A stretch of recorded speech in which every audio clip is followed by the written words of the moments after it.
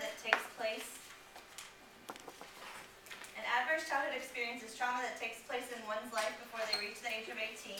There's 9 occurrences that are classified as adverse childhood experiences. Recurrent physical abuse, recurrent emotional abuse, emotional or physical neglect, sexual abuse, alcohol and or drug abuse in their household, an incarcerated household member, someone in the house who's depressed, mentally ill, institutionalized, or suicidal, a mother or parent who was treated violently, 1 or more absent parents, and those are the 9. Basically, if a child has experienced any of these, they have faced adversity. But if they've experienced 4 or more, then they're destined, the odds are against them. A lot of people link it to homelessness and incarceration and some other risks that are on the next slide. Sorry.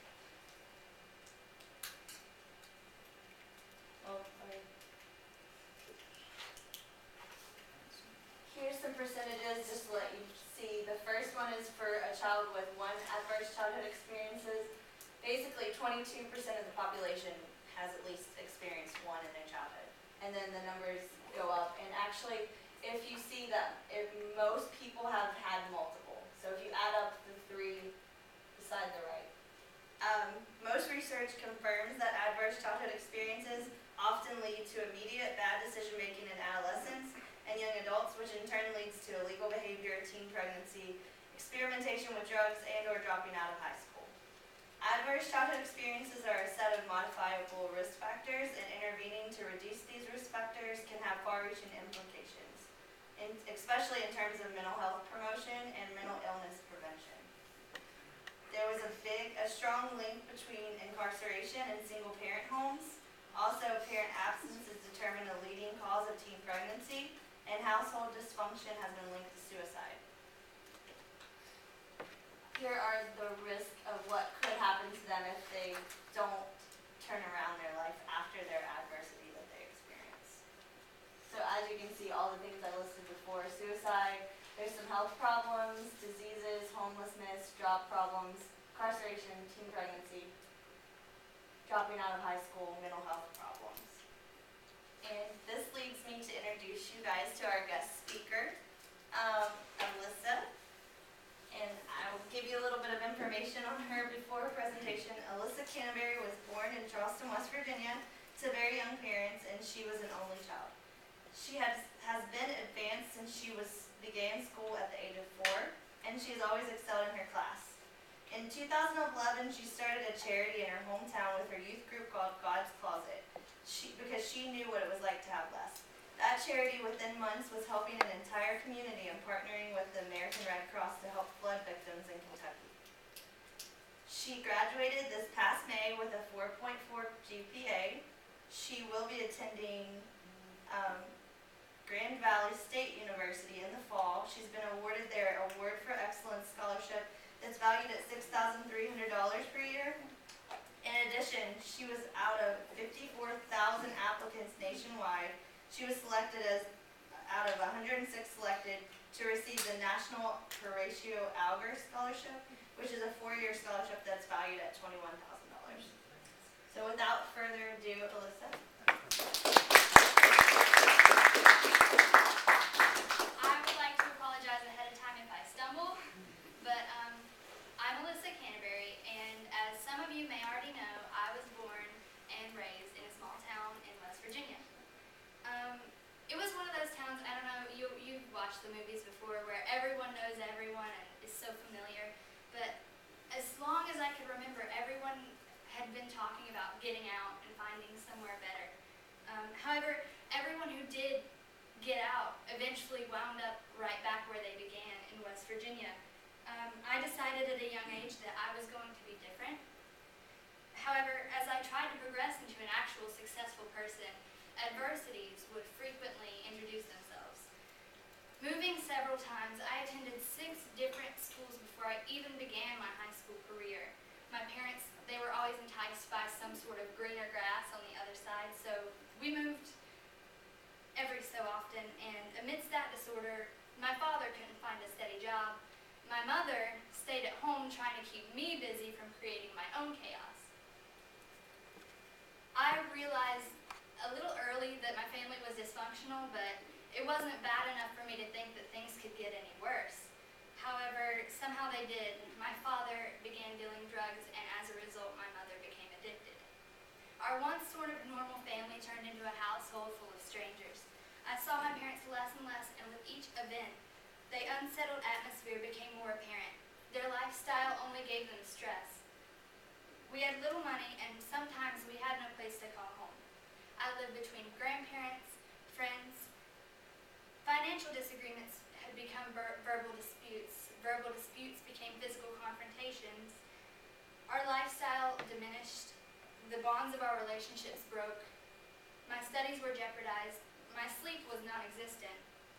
Each afternoon, I was overcome with the fear of home. I found any plausible excuse to stay with a best friend across town. Her household was my sanctuary. For 4 years, she and her family took care of me and made sure I had what I needed to survive. But the summer between my sophomore and junior years, everything changed. My best friend and her family moved away. While the 20-minute drive across town had already been an inconvenience for those who couldn't really afford gas money, the 796-mile drive to Florida made it pretty impossible. So my safe haven was gone. I hadn't allowed myself then to realize how badly things really had gotten in my own home. But within 2 months of my best friend and her family's departure, I had been living between a grandmother, random friends, and a McDonald's. The fall semester of school was approaching, and when it got there, it did everything it could to incapacitate me and exhaust all of my options. I lost hope and was tired. But at some point, something changed in me. I grew tired of being tired. I wouldn't allow myself anymore to be victimized when I knew that I could be doing so much better. So I began speaking to people, just whoever would listen. I went through the uncomfortable confrontation process with my parents, and after stages of uncertainty, I relocated to Florida. The family, which had protected me for years, opened to me a new and permanent place in their homes and lives. Since then, I strived. I graduated this May in the top 10% of my class, summa cum laude, with plenty of college credits and the conviction that I can overcome anything if I try. By telling my story, I've assembled an army of support for anything that might come my way. I've made amends with my parents, and I've found a place in this newer family. My experience in high school has brought me close with teachers, secretaries, guiding counselors, and even administrators who have done anything that they can to care for me. I've been telling my story for a long time now, and there's always people who say, well, I'm sorry that happened to you. But the thing is, I'm not sorry. Since all those things happened to me, I'm a better person, and I can stand in front of you today and promise you that there is hope for those kids like me, that there's a chance, and that all it takes is people standing behind you to help make sure that you have a support system, because I was lucky. I had those people standing behind me, and I have resources to ensure my safety. And to be honest, if it wasn't for that nice, friendly, nice manager at McDonald's, some of those nights that I spent there, I would have just been under a bridge. I didn't know where I would have stayed, but you've got to have options. You've got to have people. You have to have someone standing behind you. The point is, look at me now. See where that little bit of support got me? I'll begin my first semester at a 4-year university this fall, and I'll be the first in either of my families to go to college. I will inspire not only those in my generation and my younger cousins and my niece, but I will inspire generations to come, that they can do better, and just because they were raised somewhere that makes things hard, they don't have to give up. I'll continue to share my story from now on, one of inspiration, motivation, dedication, and most importantly, of a normal person, just like everyone else. All it took was a little help. Thank you.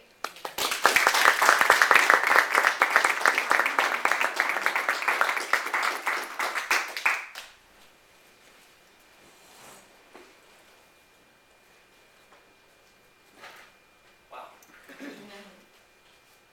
Thank you, Alyssa, and that's the second time I've heard her story, and the goosebumps are still there.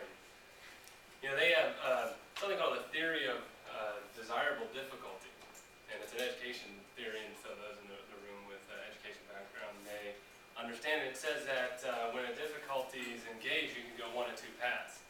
It can negatively affect you, or you can overcome it. It makes you stronger. I think Alyssa is a prime example of it making her stronger. So thank you for coming again and sharing your story. And there are a lot of aspects to her story that are very important. And one is she had a support system behind her, and she had some mentors she could lean on for support. And she had, other than sleeping in a McDonald's, she did have a place where she could go and find some of the resources she needed. And so when we talk about adverse childhood experiences, we understand this is very important for our community. A lot of the issues that we're dealing with stem from adverse childhood experiences. So we're looking at changing the community, we're looking at breaking that cycle. And so to break that cycle, and we look at working with children, in the next 10, 15, 20 years, our community can be a better place because of what the support system we were able to provide to people like Alyssa who are going through these incredible challenges.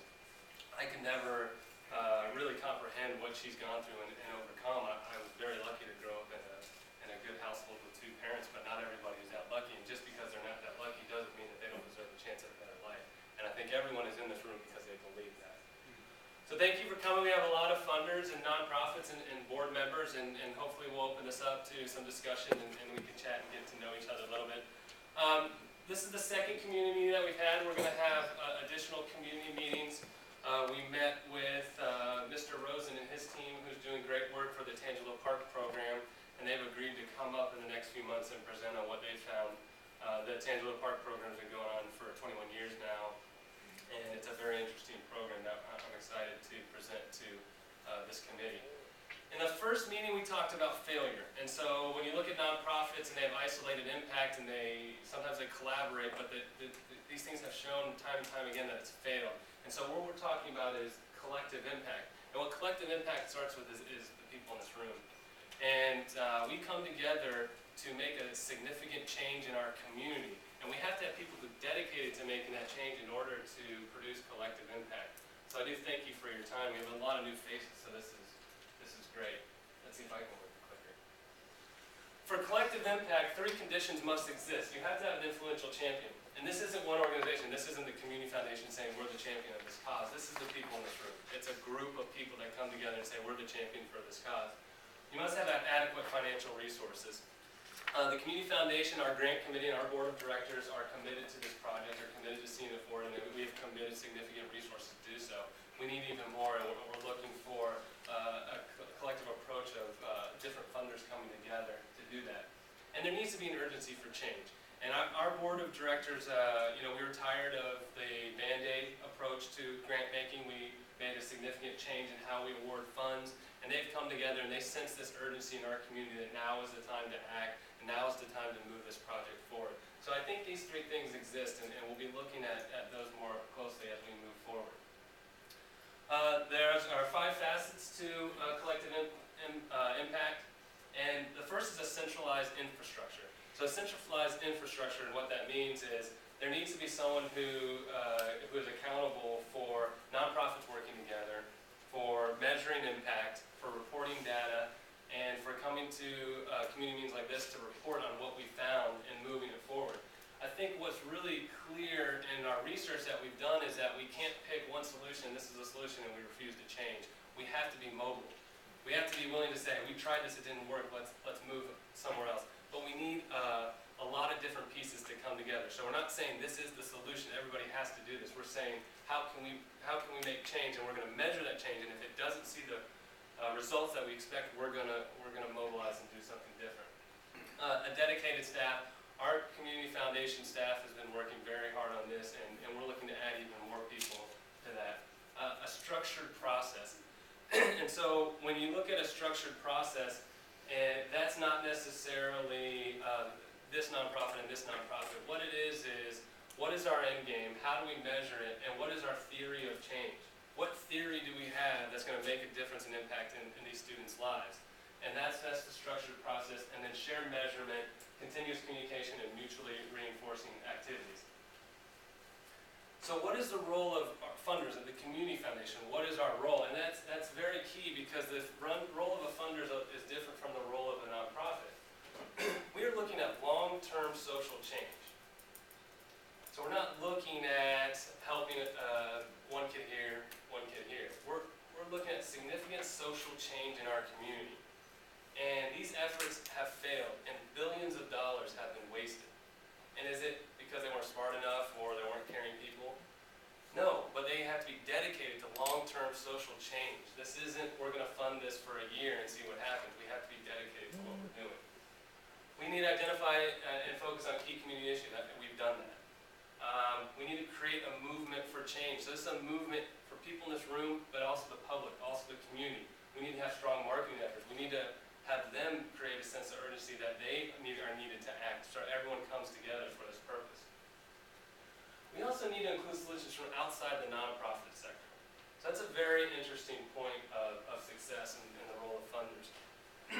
The Community Foundation has adopted a different model. We're here in the community. We're creating different things, including a loan program for businesses, because we want to invest in our community. So we're looking for solutions, what in B Corps, what in social entrepreneurship, what other opportunities are out there that we can bring into our model to move this forward. And then we have to use actual knowledge to influence behavior. There's a lot of different programs that we've studied, and I'm going to turn it back over to Tiffany. And what we're going to do is we're going to talk a little bit about what we've looked at, what research we found, and what we see that is working. And again, I say we have a theory of change. We're going to throw out some ideas to you of what we think will work based on a lot of different things. Freddie was kind enough to invite us out to his facility, and we interviewed the kids. And it was really an eye-opening experience. I don't know if you want me to cut me off before I No, go. Okay. Because this is late in the presentation, but it was very, very eye-opening and phenomenal. Freddie was there, and this is kind of common sense, but the difference between a 12-year-old and a 13-year-old and a 14-year-old and a 15-year-old is night and day. And we knew, we had an idea of that, but they're completely opposite. And what will help a 12-year-old has nothing to do with a 15-year-old. So we have decided we are going to design the program specifically for those ages, 12 and 13 and 14 and 15. And one of the things that was really interesting is 12 and 13-year-olds are a little bit naive to their surroundings. They may not know exactly that they're in an adverse experience. They also are still trusting of adults. They still trust the adults around them. They're willing to communicate with adults. They're willing to take mentorship from adults. If you talk to a 15-year-old that's in an abusive household, he will not talk to an adult. And that's certain. So we found that talking about being mobile, we need to be able to, we have a theory, but okay, we've seen this and now we're going to change our theory. We're not going to change every day, but we want to be mobile enough to do that. So we built in some solutions we think will work. And then we're going to open up to the group, because the community leaders here, we don't provide direct services. We do our best to keep our thumb to what's going on in the community. But it's the nonprofits are there, and Lake County schools that are there every single day that are working with these children that have a good grasp of, hey, you're onto something great here, or we need to discuss some changes. So we're going to go through that, and then after Tiffany presents that, we'll open up to discussion and talk a little bit about how we can implement this program. I didn't even clap. Alyssa got clapped. Oh my gosh.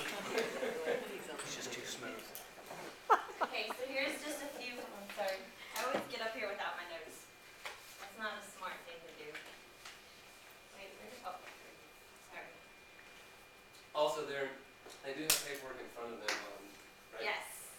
You guys do have paperwork, and when I get to the things that you have, I'll let you know. Basically, this slide is just some important statistics that are specific to Lake County and also Florida. So just to give you guys a little bit of background information if you don't work in the nonprofit sector or with children in Lake County.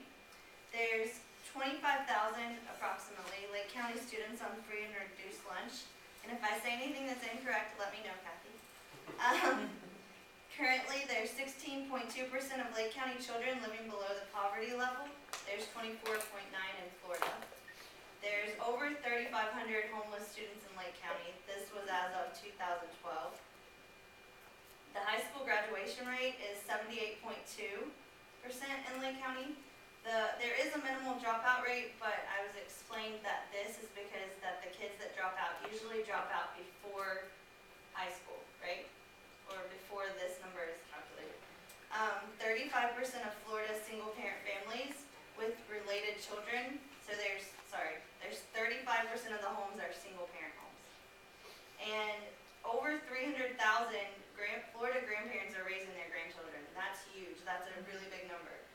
and then about 14%, of the households in Lake County are single parent. And then the number is given. So there's about 8,800 single parent households in Lake County. I think I said that up there, but it was wrong. Okay, so on to the next slide. Basically, our target demographic, and this was decided by our grant committee, is going to be children at the age of 12 and 15. That's because that research shows that this is when the adversity affects them the most. So if they do go through adversity at 12, it usually they don't understand that it's affecting their future behavior until they get middle school or almost high school. We're going to target these kids through the help of Lake County Schools. We're going to first narrow it down to free and reduced lunch children, and then we will have an online application, which I have attached to the back. It'll be a very simple application, and it'll be very specific, so it's 10 questions that they'll answer, and if they answer yes to a single question, then they'll add up their score. So if they answer yes to all 10 questions, they would get a score of 10, which would mean that they have went through 10 adverse experiences, which would be a lot. If they get 4 or more, then they're going to be in our program. So we're trying to actively get referrals from the Lake County Schools, but we want the kids to take the initiative and go on and fill the application out. So we want them to admit that they've gone through something adverse, because if they don't admit it, then there's no way that they're going to participate. So basically, this tells you that, it'll be mostly kids in single-parent households. It could be other things. And in my research, it's basically told me that there's 4 areas that kids need to be successful. They need happiness. This is the basic needs. So the nonprofits in the room that feed kids or provide shelter for kids or clothing, they would go under that category. Then they have to have the support to overcome the adversity, just like Alyssa said. This would be the mentors, the tutors, the teachers, the homeless liaisons, the McDonald's workers, like whomever is in that child's life to show them that there's a better way than what they see at home. The positive role models, so again, the same people would fall in that category. And then experience, so if they need an internship, if they need an after-school activity that teaches them how to manage their finances, or if they need any type of job training or things like that, that's what that would fall under. And basically what we're trying to accomplish with this program is an increase in high school graduation, decrease in teen pregnancy, decrease in incarceration rates, decrease in rehab enrollment rates, increase in employment rates, and increase in college and technical school enrollment and graduation. Okay, so our theory of change, as Brian touched on. Basically, we need 2 things to be successful. We need to identify all the needs of the community that will be impacted, these kids will be impacted by. So we need to make sure that we can blanket them with the services to fulfill all their needs. So anything they could come across, if they're hungry, if they need a tutor for their test, if they need someone transportation, like there's a lot of different areas that we've acknowledged our needs. So this is where the nonprofits come into play, and we need a strong network of nonprofits that's available and accessible to these kids. And then also we need to make sure that the nonprofits are not duplicating services. So we want to make sure that they're doing things to help, but not doing the same thing as each other. So we don't want 5 organizations with after-school programs, but no one with mentors. So that's why a lot of you are in the room. You've been identified because you have a successful program that falls into one of the services. We need transparency from our nonprofits. So we need direct reporting, and we do have a staff member. Tornette is our program manager. So each of you will be reporting your numbers to her, and then that way we can effectively and quickly communicate the impact to the community and also potential funders. And then we need collaboration. So we need the nonprofits to have continuous communication amongst themselves and be able to work well together. These are some of the program components that we've identified, our needs in our community, and that the kids would need. The main thing that we're seeing and that we keep hearing as we interview children or as I do research is that mentors make the biggest difference. So mentors impact the children the most. I mean, obviously they need to be fed if they're hungry, but we're going to make our core our core program about mentorship. That's what we're focused on. The centralized part of our program. So basically, what I was saying, the theory of change is on mentoring. So we're going to have all different levels of mentors. We'll have adult mentors, student-to-student mentoring, and then also college student advocates. So those advocates would be like Alyssa, or people that have overcame and came out on the other side. So as we went to sorry, I didn't go to Boys and Girls, but Tornette and Brian, when they went and spoke with the kids, what they found is that each kid is different, and each kid reported that a different level of comfortability. So some of them were okay talking to parents, some were not okay talking to adults, some wanted to talk to their peers, and others weren't comfortable talking to anyone face to face. So we need to break that barrier. So the next area of change is the technological aspect. So the technology platform will be available to the students. Basically, we will have a website, sort of like a chat room, that would be password protected. So their safety is actually being monitored by a staff member. But we want to promote relationships amongst the kids and also with the mentors. So if the mentors aren't able to meet with the kids directly, they could chat with them online. Also, it provides access to the necessary services at any time. So they could say, you know, I need food, and they would be directed to the person or the place where they could go pick it up. And then also the centralized online application, like I said, is attached, and it's a 10-question quick application, and then they would provide us with their contact information, and that's how we would know how to get a hold of them. That's basically the end of our presentation. So if you guys have any questions or any things that you think we've missed, or any aspects that you think should be in this program that weren't listed on the slides, this is when we're going to open it up to discussion. No questions? Not everybody at once. Well, to further explain the technology Yes, please. platform, you know, we hear transportation is a key issue in our community. And the technology is not going to replace face-to-face or after-school programs. It's going to augment. So, you know, one of the things that we found in talking to students is they needed tutoring for their schools. But was tutoring available? Yes, tutoring is available. Are you going to tutoring? No. Why not? That doesn't make sense. Well, my friends are going to see me walking in to get tutoring. They're going to know I'm dumb. You know, I mean, that's a serious challenge. So how do we do that? Well, you know, there's a lot of free technology. Google Hangout is a beautiful thing. It's free. You can video chat with anyone. So what if we had tutors available that could chat online and tutor them with their math, and then you don't have to worry about their friends seeing them? What if, you know, it's a challenge for the kid to get to a point where they can get some mentorship? You know, a lot of things that the older kids talked about was, you know, they were sometimes comfortable talking peer-to-peer about certain situations, but sometimes not others. So how, you know, with the safety of our children in mind, and all the, you know, things that go along with that, could there be an honest forum where they could air their challenges that they don't feel comfortable putting their face or their name to? You know, they need this support, and so how can we provide it to them in a way that they feel comfortable?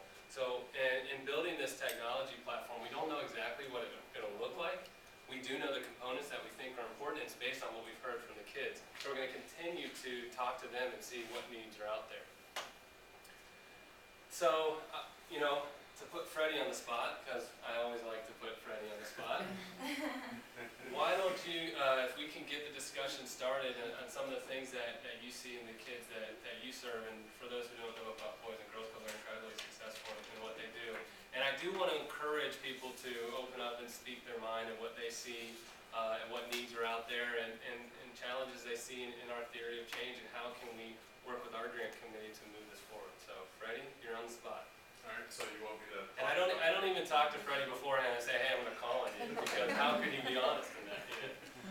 You know, just talk about some of the support issues and the gaps that perhaps you see in the kids that you help. Okay, yeah, you know, we're always looking for mentors, so, you know, being able to have community partners like Take Stock, or community partners, we see a lot of community partners, but those that can serve as mentors and volunteers to serve with our children.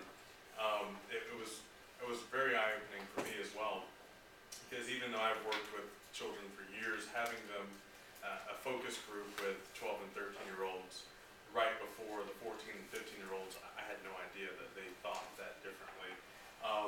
we've always kind of had this approach where we have a combination of adult to children mentors, peer-to-peer mentors, but we also have our youth development professionals that serve as group mentors, because we found that year after year, we have our program staff that are working with children day in and day out, opposed to, you build relationships with coaches and teachers, but after 1 year, you kind of lose contact. But I refer back to my days when I attended the Boys and Girls Club. I was with my program staff, all through high school and then even going on to college. So taking that thought process, I thought it worked for all kids, even the 12 and 13-year-olds. And then it made me kind of look back and say, well, it wasn't until about 14 or 15 that I kind of wanted that adult that to kind of help out, where I was kind of oblivious to adverse childhood experiences. So thank you so much for taking the lead on this. I think this is going to be a great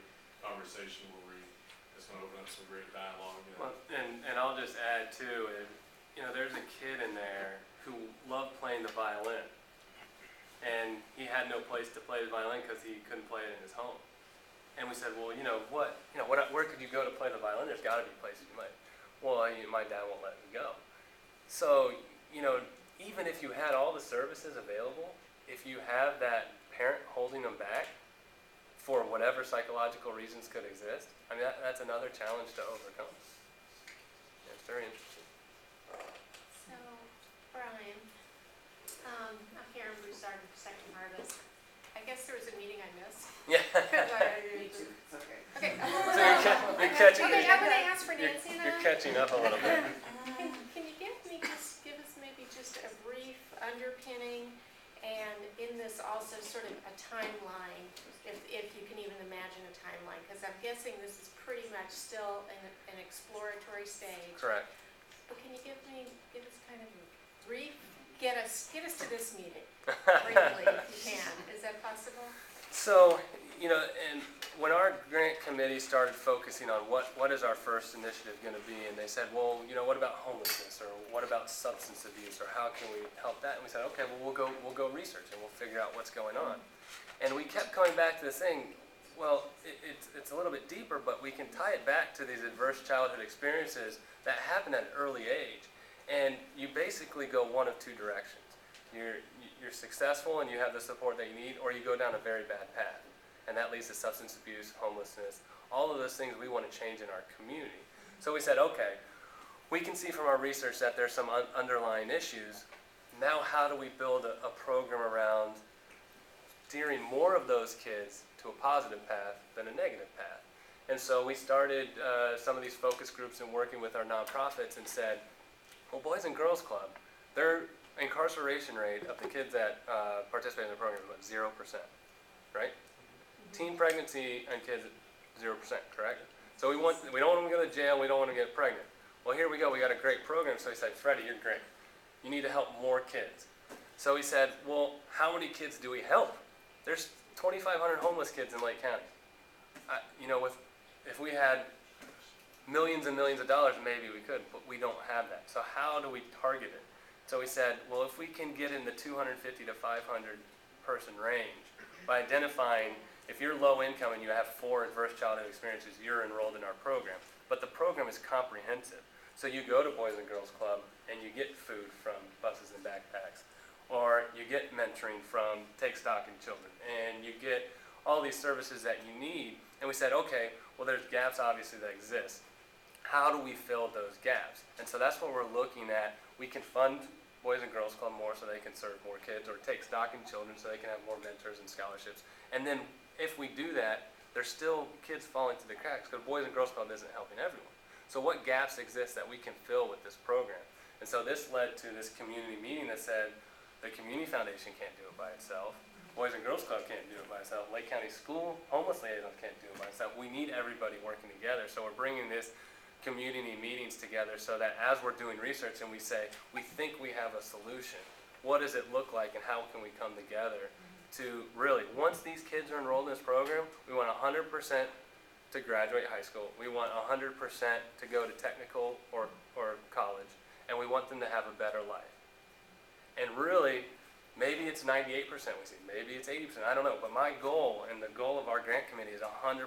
They deserve a better life. So where are we failing them, and let's not fail them anymore. Got it. Yeah, no, thank you for that, thank you. And so it looks like there's pieces and parts of the program modeled already, like you've got a cool application.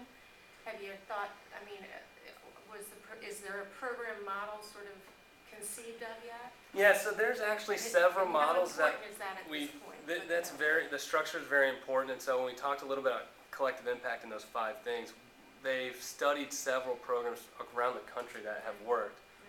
And the one is the centralized structure. So what the Community Foundation and what our grant committee is working on is, you know, staffing a person at Community Foundation whose sole goal is this program. And so what they would do is they would make sure the nonprofits are doing what we funded them to do. They would connect everything. They would report back to our funders, our community, on what we need. And so that's where we're starting, is identifying who's in the program and building a centralized infrastructure and our measurements. How are we going to measure success? Because we're not going to wait 4 years and do graduation rate. We're going to say, what is your attendance rate?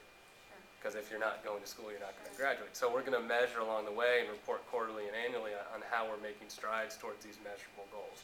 So that's where we're at. Okay, and then ideally, this would be something that would be scalable or replicable, that you could increase the numbers and have greater impact, you know, to be reaching the greater numbers of kids Absolutely. who are in. So if we can in prove it terrific works, then we can attract even bigger funding to help even more people. There's a lot of data that's already been collected about, and he mentioned it, there's 2 paths. So either some get lucky or find a mentor or find that, and then they're almost on the upper level of success as society would ascribe it. You know, they just are the overachievers, and they're the people that you read their stories. Yeah, I mean, you read their stories and they're uplifting. And then there's so many things, even down the line to physical and mental health. Oh, yeah. I mean, that they're tracking this, that, you know, they have, not only is it pregnancy before marriage, and not only is it incarceration, but it's liver disease, kidney disease. It just, you know, so at some point we're hoping to be able to break the cycle and prove that it works. I think once you have more proof, it's easier to get the funding and then expand the program. So if I could just summarize what I'm hearing. So I'm going to speak a little in hyperbole, but our goal is we're going to have an army, you know, the adults in this community, you know, kind of an army of mentors. We're going to background check them. We're going to train them. We're going to, you know, coach them, that sort of thing. And then there's a matching system. And so, I mean, we've gotten as far as like what organization might run that. Is it Take Stock of the Guild? I'm like, God. Oh, I love it. But you know, is that I like you guys keep where we throwing my think name we out are? there. That's kind of our big idea. Yeah, so how we picture it is, you know, and a lot of the structure that we've seen that's been successful, they've actually staffed people in the high school. And so our mentors, maybe mentor isn't the right word, but they're the point of contact where it could be, but yes, it would be working with Take Stock and saying, you have a great program, Boys and Girls have a great program. We're not starting a new program, but we may fund you and expand it. But also, you know, if that kid needs a pair of tennis shoes, that mentor connects with who gets them the shoes. So it's a mentor and a connection point for the services that the kid needs. Every kid is different. So what if a kid needs mental health counseling? Then the mentor connects them to mental health counseling, and we're able to do that as well. So it's more of the mentor and these army of mentors, as you call it, is not only supporting the child, but also a point of contact to other services that may be needed in their life. Well, I think it's really interesting. First of all, I like to say we're in absolutely whatever. It's as far as food, you know, we excel at that. But we have mentors absolutely in our program, but we don't have enough, and the problem is absolutely overwhelming. So if we can be a part of connecting to services and a part of mentoring, and we can know that it's a safe place to mentor together, You know, that we're not, you know, Gail's not showing up and she's, you know, dominating one of my mentors to come over and be representative of her group. She knows that we're working together with our mentors. If we can have a relationship like that in here, then I'm absolutely even more in. So I trust you as leader. So, you know, we're in. You call on us however you need to. I was at a group last night over in Winter Garden observing this with some adults. They have a program that they call Circles, where there's a family that has what they believe is a need in order to move forward. And they've recruited what they call allies to be a part of helping that family move forward. The interesting thing is, not once have they been asked for money yet. That's not what that family needs. I thought that was really interesting to watch them interact with this family. I was in a room for an hour before I knew who had the need. That was interesting to watch. I'd love to be a part of that kind of thing, where people are not treated, I have something to give and you need something, but we're actually in relationship together. I'd really like to see that kind of thing. Brian, you mentioned mental health needs. Probably you'll need just doctors. You'll need the health community as part of this as well, because these kids are all, may well have medical needs that have been gone unaddressed for a long time. I heard just a remarkable statistic related to nutrition among just this age kids through Teen Express in Orlando, which is a mobile medical clinic that goes to middle schools and high schools, I think, but mostly Yeah, middle. don't do the CAC. Right, but mostly middle schools. Yeah. And it's close to 90% of the kids that come in for services and they do blood work on are anemic. So how many times do you hear about, you know, teenagers that age being really exhausted, really tired, and we think it's because they have to get up early for crazy school start times? They're anemic from poor nutrition and not getting the right kind of protein. So I thought that was just, that blew my mind. I just couldn't believe it. And so I just mentioned,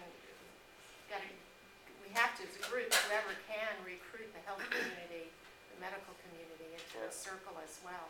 Absolutely. Dentists too, Yeah. yeah. Can I ask another, and this is not oppositional, it's just kind of That's okay. what I've learned, and I'm gonna kind of look at Freddie and our school person. There sometimes becomes this, so for those who don't know me, I do Walt Disney World's philanthropy, so I get to give away money for a living. It's a pretty good gig. Right, like we have good jobs.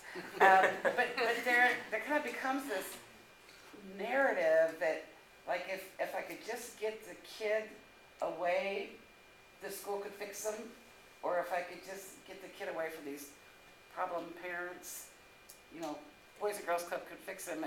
And the research we're seeing is they're so inexplicably intertwined that you can't separate the child from that.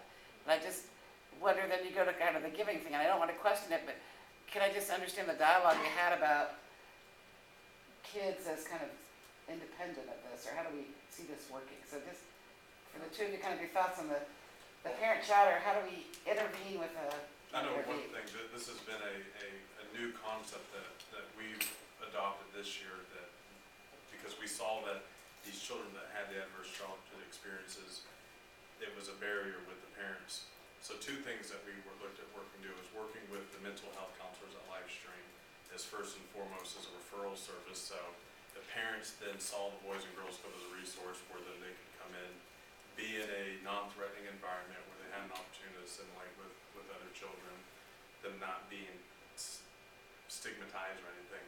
And then also being able to work with those mental health counselors and their case managers to try to help them for the parents. The parents weren't seeing this as them being bad parents. That's why they're going to the Boys and Girls Club. The second being that working with waiving all membership fees for all of our children that are 13 years and above, because we found that that's something that serves as a barrier, because The younger kids have the opportunity where the parents say you have to be there because you'll be taken away because you're just sitting at home. So being able for all of our teenagers to be able to attend our clubs without having to pay anything, and then if they exhibit good behavior, we get them placed in internship programs and job placement programs. And this is something that's new for us.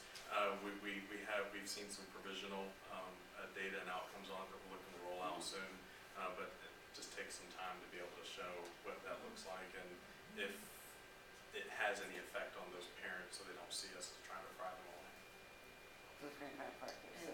And I work mostly with homeless unaccompanied 16, 17, 18-year-olds.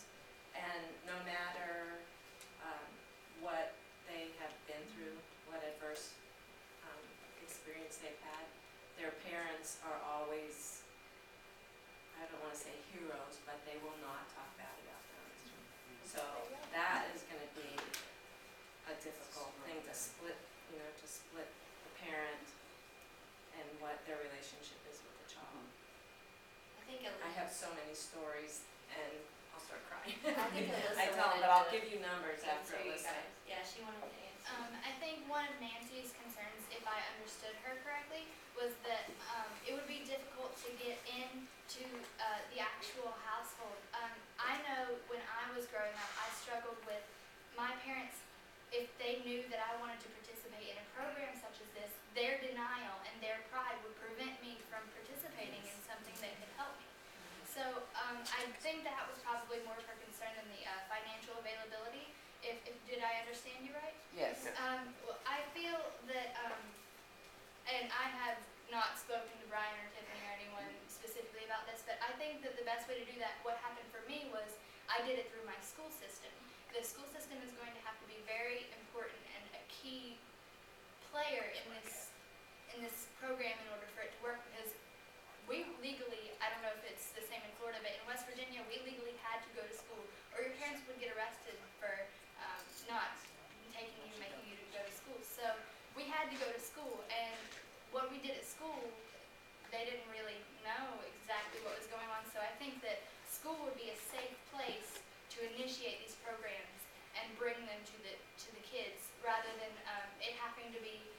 I don't want the program to be confined by students who have the ability to go to the program outside of school. I think that the school should be a really important part of the program. Does that make sense? Pretty smart kid. Yeah. Do you want to run it?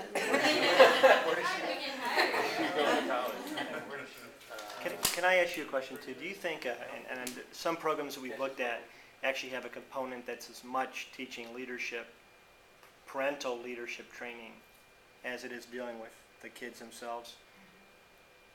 Would that have been an option for you, or would your parents' pride, would that have kept them from doing it?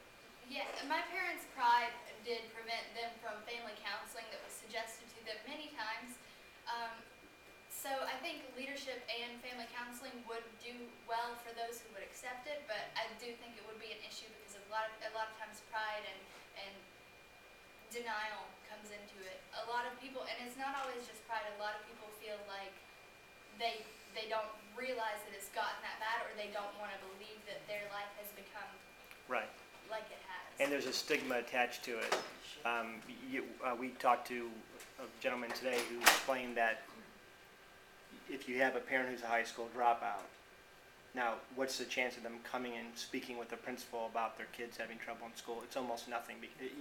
They are themselves very worried about talking to somebody who is much more educated than that. So someone's just like, Sorry, go ahead, Nancy, You go go first. I'm sorry, I'm with Forward Path Foundation, and I work with kids that are aging out and homeless unaccompanied. And I kind of get them after they've left high school or can't return to high school, which is a big deal here in Florida. And I could go on a whole tangent about that. But I find a lot of the parents don't want their kids to surpass whatever level that they're on. really? So it's almost like, I don't know if they're afraid that their kids will leave, but I've seen it in the Guardian Ad Litem program when I'm dealing with cases, and the kids that I work with too.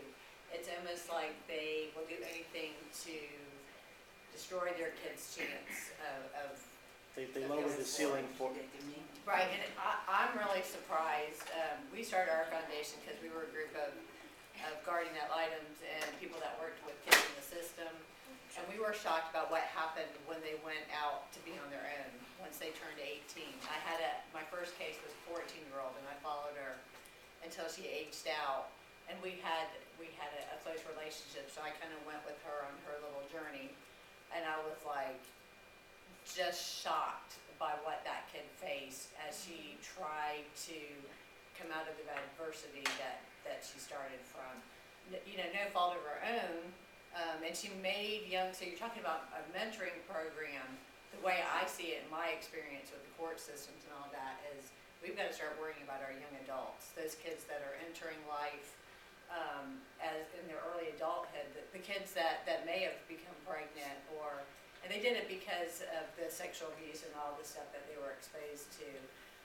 They do want to stay connected with their parents, and I've seen them steal from these kids. And just put such need on it. They'll steal food, they'll steal personal products, and their games. And I think probably Kathy was. There was 108 seniors identified as homeless. 58 of those had no parental support. So they were couch surfing, just living with friends. So there are no parents really for them to worry about, and now I lost my train of thought. 353 homeless unaccompanied kids in Lake County, correct? How many? 353 homeless unaccompanied kids in Lake County. Oh no, 268 students were identified from pre-K on up to 12th grade as homeless and unaccompanied on the last day of school. So once survey 5 comes out, they'll probably do more. When I pulled up the Yeah. Florida education records, it Okay. says 353 for Lake County. Lake County. That may be last year's. Yeah. But then you've got the kids that aren't even labeled that can't return to school. And these could be kids that are in the system and then have been moved around or whatever. They could be homeless and not. I've worked with several that have wanted to go back to school. And Florida's one of 7 states that doesn't allow kids to come back. And they'll say it's a local decision. I've yet been able to find out who gets to make that decision. So unless we start changing those kind of attitudes. And one of the really frustrating things that Kristen, my coworker, and I find, and probably Denise, is that we have so many community partners that all we have to do is ask, and we can get what we need. But there is no housing for a child that parent decides they don't want them in their house anymore on a Friday night. There's nowhere for them to go in Lake County. Or if they need violin lessons, we can get them violin lessons, but there is no bus to take them to where they need to go. Those are two, we already Yeah, discussed transportation this. has come up a lot. Transportation and housing for 17, 18-year-olds. Brian, if you may, and this is not me being in opposition, I've worked in the trenches with some of these same children in public housing communities, couch surfing, and so on. One thing that we found was almost the approach, because at times the parents don't want to feel as if they're airing their dirty laundry. And I can't think, I've worked with thousands of kids, I don't know of a parent that's ever said, we've taken an approach where it wasn't threatening, that they wanted to lower a ceiling for their child. And we've worked with some very, very difficult children. And perhaps one a conversation we may need to have is, the approach of how we do this to get the parents on board so we don't have this division.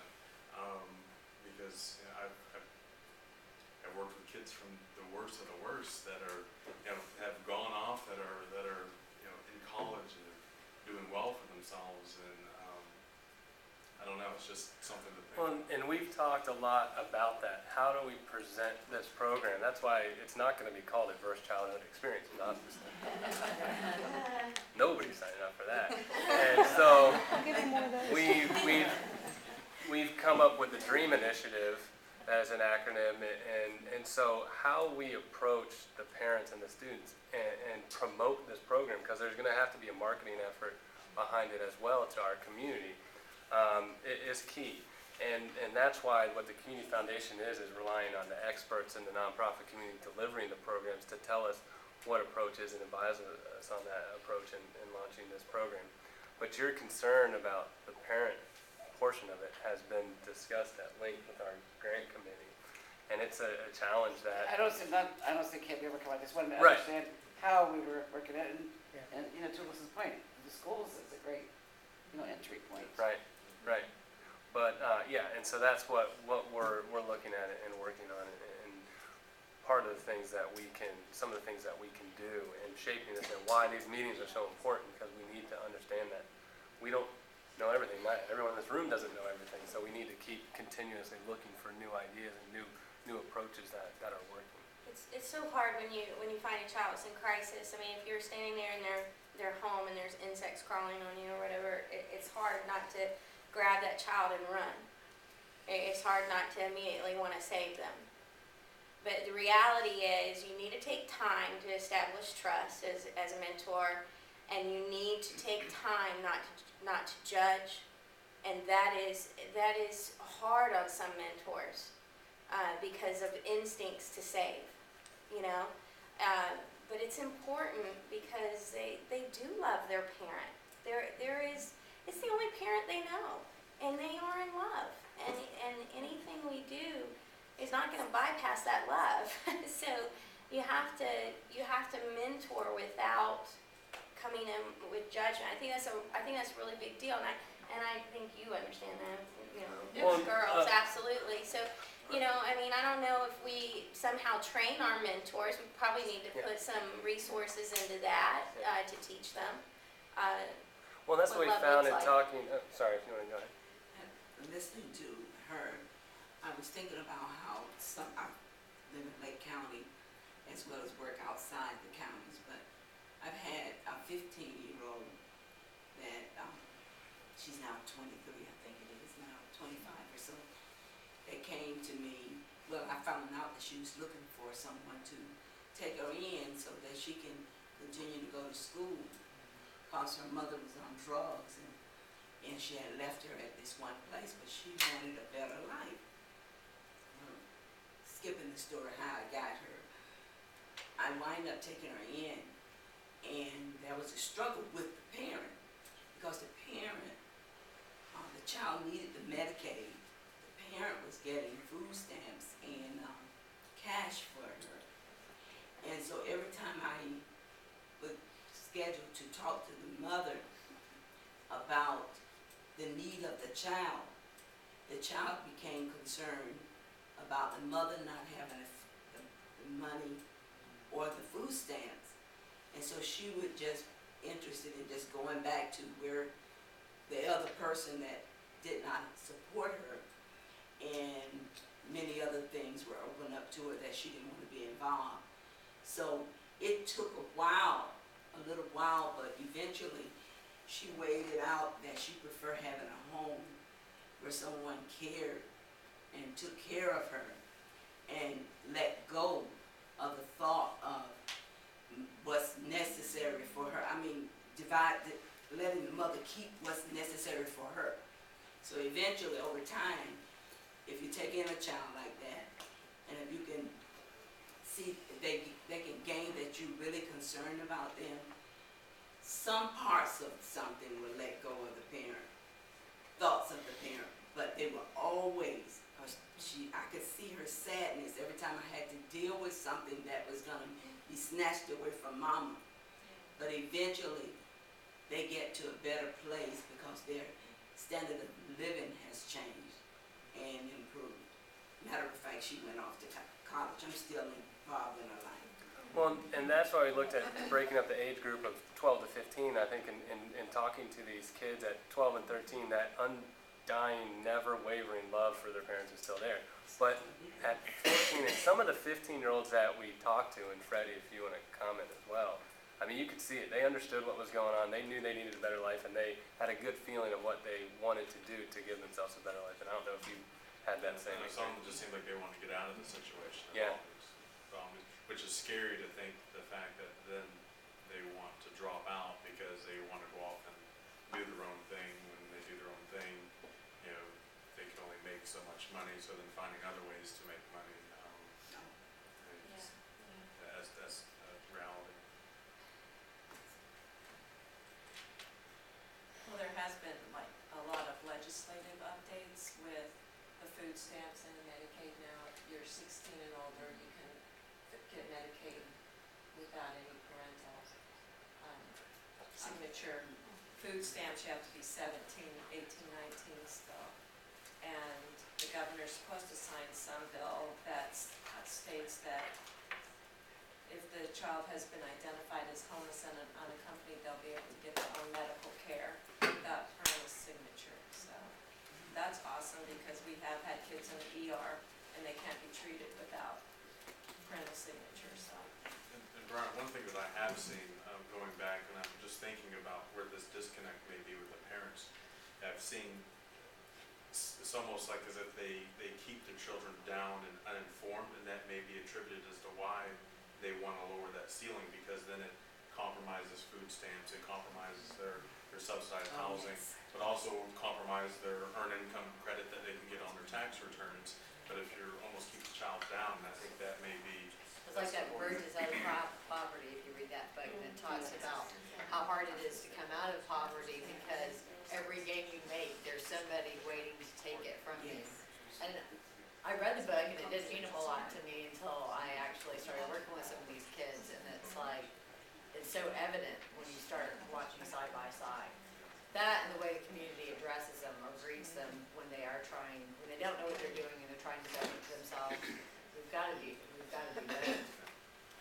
Well, I know, we like to keep our meetings on time, and it's running a little bit late, and Jason just left. He's from our grant committee, and he wanted me to make a good point is, the Community Foundation and the role that we're playing is coordinating a lot of these activities, not engaging in these activities. So we're going to rely on the nonprofit community to do what they do best and carry out the programs, and we're going to identify gaps and try to fill that, but it's more about coordinating these activities rather than replacing any activities. I will be around, and our staff will be around if you have questions. Rocky? I just want to thank you all for coming. We recognize the roles you guys have, that you guys are already meeting so many needs. I started with the Community Foundation several years ago, was asked to be on the grant committee, and I absolutely love the grant committee. Much of what you said, you get a chance to give out money, and what a great thing that is. However, what I kept being struck with was we were still band-aiding. There's a lot of band-aids. And so it had become troubling for me of can we find the root causes, and can we start to work on the root causes. The grant committee we have at the foundation is just tremendous. Every time we bring on a new person, I know Sally's been on before, and I know that James has been on. And every time we bring a new person onto the committee, Sean, you have too, I know, and I'm missing anybody else, I apologize. But we bring on new people, and they just kept pushing our thought of how do we begin to formulate a vision where instead of giving $5,000 to an immediate need, we may still do that, but can we also give larger pockets to organizations that were already doing it, especially if they're able to help out with these root causes. And so that's been kind of our main concern. But I want to thank everybody on the grant committee, but we couldn't do it without you guys, and we appreciate you guys being here just to hopefully join hands and accomplish something much greater than we could do on our own. We appreciate you guys. Brian, can I ask one question? Are you guys